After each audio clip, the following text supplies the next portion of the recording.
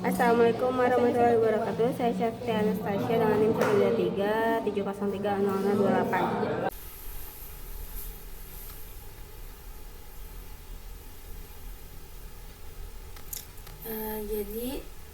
Selanjutnya di sini saya akan memperlihatkan kode program yang sudah saya buat dari latihan 1 studi kasus 1 sampai 8 dan juga latihan 2.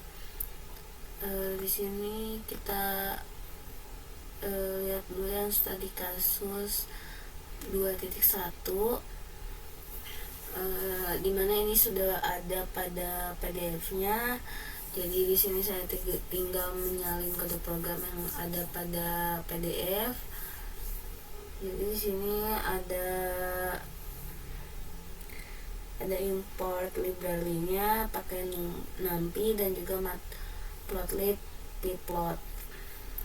Kemudian juga ada from scratch linear model import linear regression. Di sini ada data panjang L dan periode T. Untuk L ini ada 0,5, 1, 1,5, 2, 2,5 dan 3. Kemudian untuk data T-nya atau periodenya itu ada 1.41, 2.01, 2.46, 2,83, 3,14 dan 3,46. Nah, di sini ada menghitung T kuadrat, kemudian ada inisialisasi model regresi linear, nah di sini ada mapping model dengan data panjang L dan T kuadrat. Kemudian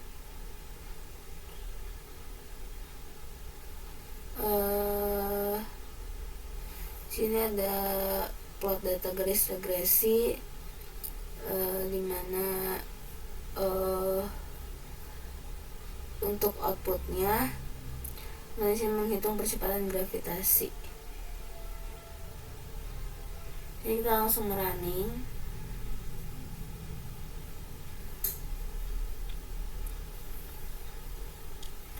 Maka didapat grafik regresi linear hubungan panjang terhadap periode pendulum, dimana yang bulat ini adalah data asli dan yang garis ini regresi linear. Kemudian di sini ada T kuadrat, S kuadrat second, dan di sini panjang meter. Dan di sini perhitungan gravitasinya, percepatan gravitasinya 9,96 meter per second kuadrat. Selanjutnya kita buka studi kasus yang 2.2,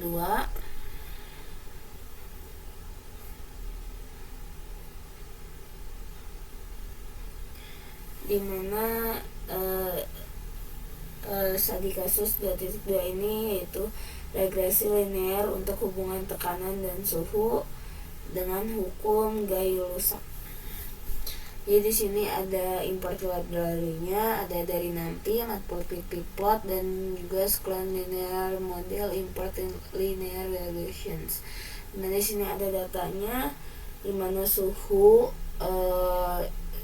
dalam Kelvin itu ada 273, ada 300, 330, 360, 390 dan 420. Dan data tekanan P-nya itu ada 101, 111, 122, 133, 143 dan 155. Kemudian ini untuk membuat model regresi linearnya. Kemudian di sini ada melatih model dengan data T dan P. Kemudian di sini ada membuat prediksi garis regresi. Kemudian di sini ada untuk outputnya, dan ini juga untuk outputnya menampilkan konstanta dari P dan menampilkan persamaan regresi. Sini kita langsung merunning.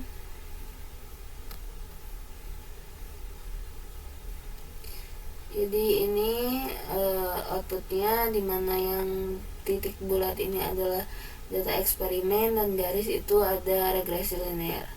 Ini adalah hubungan suhu terhadap tekanan, di mana sumbu Y-nya itu adalah tekanan dan sumbu X-nya itu adalah suhu. Dan di sini kita dapat menghasilkan konstanta K hasil regresi yaitu 0,3642 dan persamaan regresinya yaitu P sama dengan 0,3642 T ditambah 1,6574. Selanjutnya studi kasus 2.3, di mana studi kasus ini regresi linear untuk hukum pendinginan Newton. Seperti biasa ini ada import library sama seperti sebelumnya, kemudian di sini ada datanya, ada waktu dan suhu. Waktunya ada 0 sampai 50. Terus ada suhunya 100, 85, 75, 67, 60 dan 55. Dan di sini ada suhu lingkungannya 25. Kemudian kita menghitung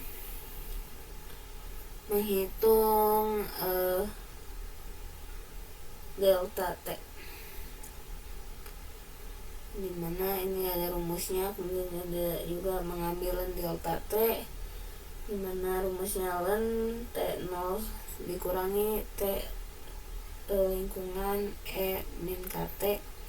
Kemudian sini ada membuat model regresi linearnya, terus kemudian melatih model dan waktu T dan N, prediksi garis regresi. Kemudian juga di sini ada outputnya, dan kita langsung running.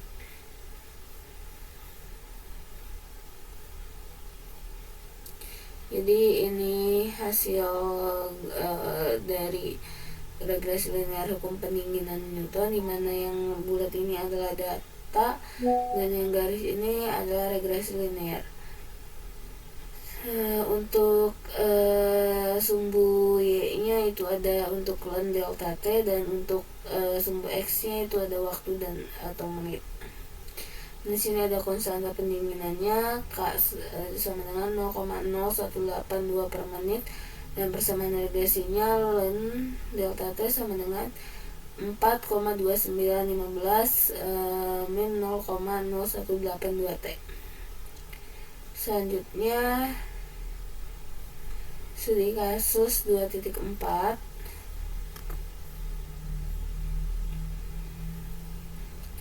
dimana studi kasus ini regresi linear untuk hubungan antara panjang dan frekuensi getaran dalam senar bergetar atau hukum gelombang pada senar. Seperti sebelumnya, di sini ada import library-nya, kemudian juga di sini ada datanya, kemudian ada rumus, kemudian di sini ada untuk outputnya, dan ini ada rumus menghitung kecepatan gelombang, kemudian juga persamaan regresi. Ini kita langsung saja merunning.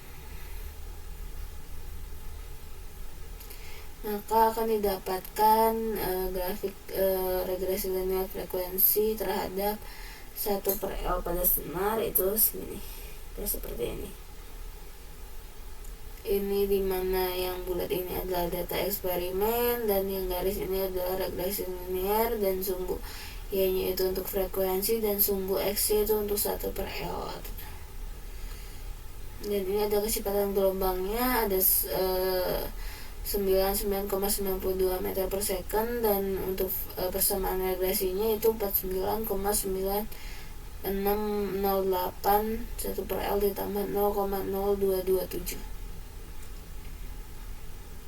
Oke, kita lanjut ke studi kasus 2.5.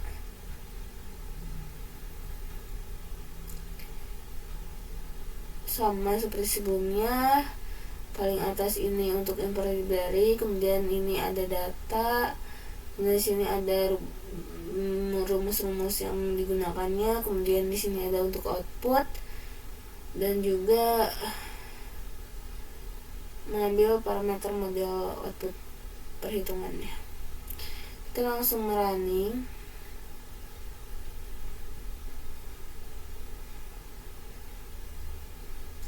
Jadi grafik yang dihasilkan ini ada bulat-bulat ini berupa data, dan yang garis ini regresi linear. sumbu Y-nya itu ada ln dan ln I, dan untuk sumbu X-nya itu ln V. Jadi ini adalah grafik hubungan ln I terhadap ln V pada semikonduktor. Nilai konstantanya 1,8314 dan nilai eksponennya 1,4829. Persamaan regresi ln I-nya sama dengan 0,6051 ditambah 1,4829 ln V, dan model aslinya 1,8314 V 14829. Kita lanjut ke studi kasus 2.6.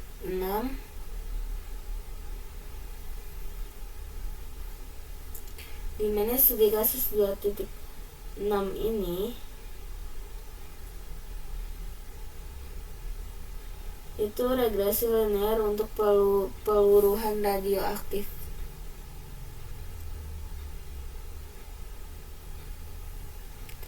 Untuk radioaktif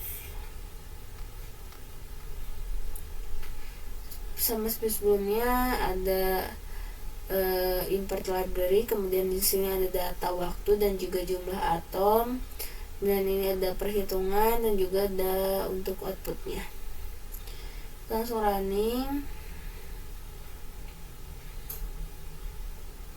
Ini hasilnya yang biru bulat ini adalah data ln N, dan untuk garis merahnya ini adalah regresi linear. Sumbu Y-nya itu adalah ln N dan sumbu X-nya adalah waktu. Ini adalah regresi linear peluruhan radioaktif. Jadi konstanta peluruhannya itu 0,0203 per detik, dan jumlah atom awalnya atau N0-nya itu ada di 96,96.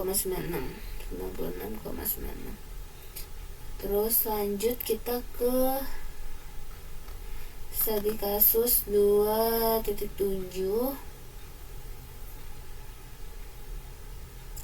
Dimana ini seperti sebelumnya sama, ada import library, kemudian juga masukin datanya, kemudian juga masukin persamaannya dan juga outputnya, dan kita langsung running.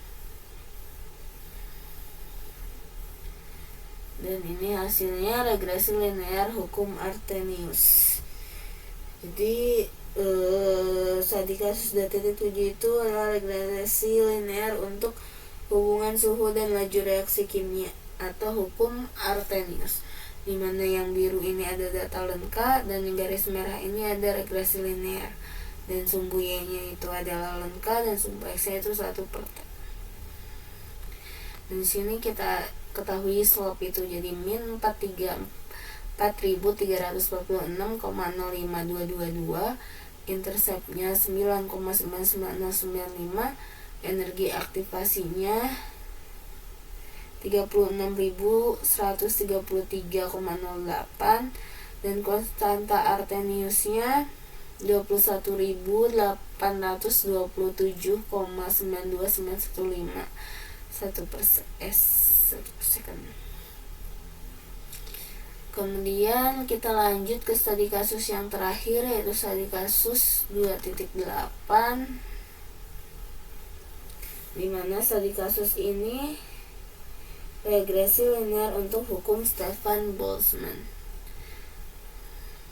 Seperti biasa ini ada data suhu dan juga data P untuk daya radiasi. Kita langsung running aja. Jadi pada kode program ini menghasilkan dua grafik, yaitu ada regresi linear ln P terhadap ln T dan juga kurva P terhadap T. Jadi bisa dilihat pada regresi linear ln P terhadap ln T, Y-nya itu ln P dan X-nya itu ln T. Di sini yang titik biru ini adalah data ln dan yang garis merah adalah regresi. Kemudian pada grafik P terhadap T itu dimana garis merahnya itu adalah fit P sama dengan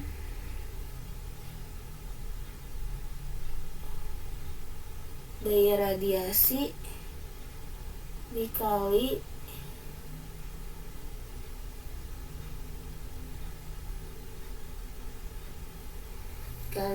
T pangkat N. Tuh. Maka di sini ada hasil 7 Boltzmann, ada N-nya 4,23275, interceptnya ada min 21,61566, kemudian konstanta C-nya ada 4,09673 min 10, kemudian perkiraan luas permukaannya ada 7,22528 min 03 meter kuadrat. Selanjutnya kita latihan kedua.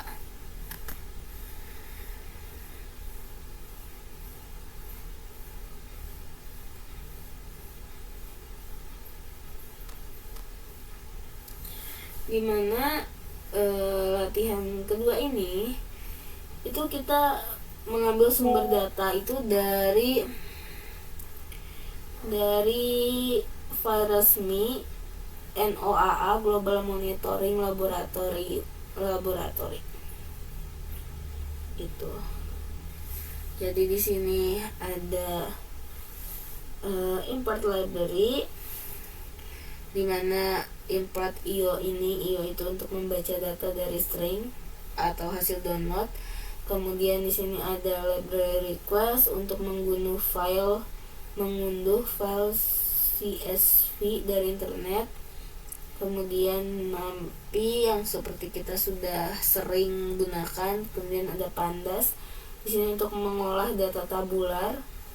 Kemudian ada Matplotlib, Pplot juga kita sudah menggunakannya. Scalar linear model juga sudah menggunakannya. Dan di sini ada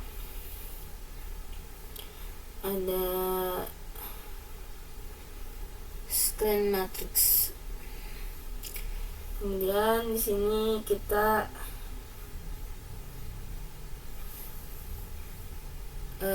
ada ambil data dari NOAA menggunakan request. Di sini ada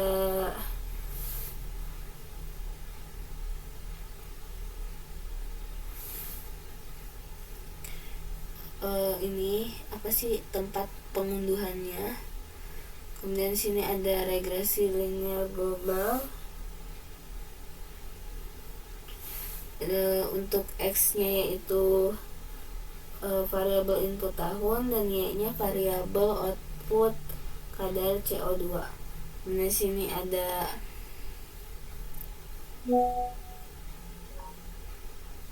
kemudian selanjutnya di sini ada model fit, itu untuk melatih regresi linear untuk model.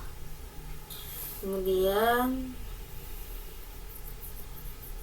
di sini ada prediksi tahun. Di sini ada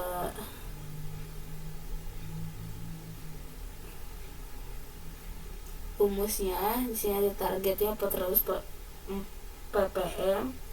Di sini tuh memberitahu kapan CO2 naik melewati 450 ppm. Dan di sini ada grafik. Di sini ada dua grafik. Yang pertama tuh scatter ditambah regresi, kemudian juga ada scatter tambah regresi ditambah juga garis 450 ppm. Kemudian ini grafik 2 yang menambahkan garis 450 ppm. Dan di sini ada outputnya. Jadi kita langsung running.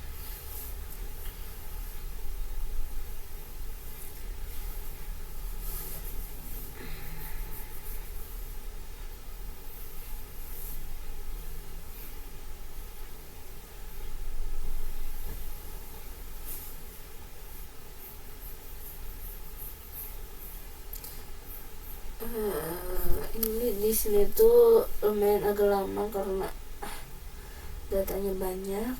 Nah, jadi ada dua grafik. Yang di sini ada scatter dan regresi linear, di mana yang titik-titik ini adalah data NOAA dan garis merah ini adalah regresi.